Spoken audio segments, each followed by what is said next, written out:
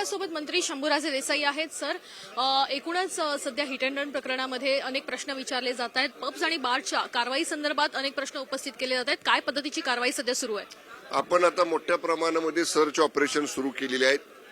Flying squad तर आमचे फील्डवरती आहेतच राज्य उत्पादन शुल्क विभागाचे, परंतु जे कार्यालयीन कर्मचारी अधिकारी आहेत त्यांना सुद्धा तात्पुरत्या स्वरूपामध्ये फ्लाइंग स्क्वॉडमध्ये आपण डिप्यूट केलेला आहे आणि मोठ्या प्रमाणात उत्पादन शुल्क विभागामार्फत लेट चालणारे बार असतील, वेळेचं उल्लंघन करणारे असतील, अल्पवयीन मुलांना तिथं सेवा देणारे असतील, या सगळ्यांचं चेकिंग आमच्या विभागाचंही सुरू आहे आणि पोलीस विभागाचे सुरू आहे. त्यामुळं कडक मोहीम आहे आणि आपण कुठेही जरी पाहिलं आता तर वेळेचं उल्लंघन जिथं जिथं होते तिथं लगेच म्हणजे ऑन द सेम डे तिथं त्याच दिवशी त्याच्यावरती कारवाई केली जाते.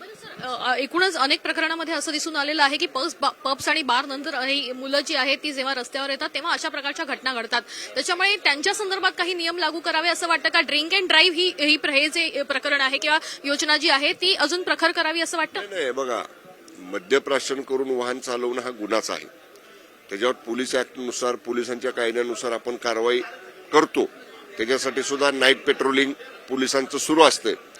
या संदर्भामध्ये जो बार आहे ज्याला लायसन्स दिलेले आहेत त्या बारमध्ये मायनर कसा आयडेंटिफाय करायचा याच्यासाठी आम्ही आता आर्टिफिशियल इंटेलिजन्स सुरू केलेला आहे. सुरू केलंय म्हणजे त्याचं प्रेझेंटेशन मी घेतलंय. काही बाबी त्याच्यात इन्क्लूड करायला मी सांगितल्यात. अधिवेशन संपता त्याचं फायनल प्रेझेंटेशन माझ्याकडे येईल.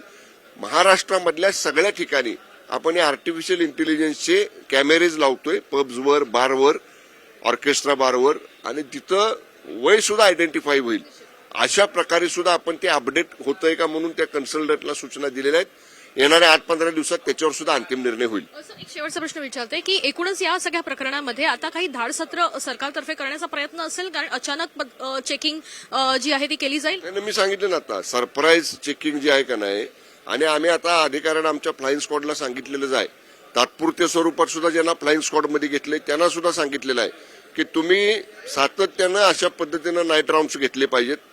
जिथं जे पब्स आहेत, जिथं डान्सिंग म्हणजे तुमचे ऑर्केस्ट्रा बार आहेत, आणखीन काय हुक्का पार्लर आहेत किंवा ज्या काही गोष्टी असल्या आहेत तिथं सतत तुमच्या विजिट असल्या पाहिजेत, सरप्राईज विजिट असल्या पाहिजेत.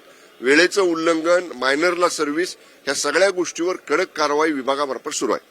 ओके.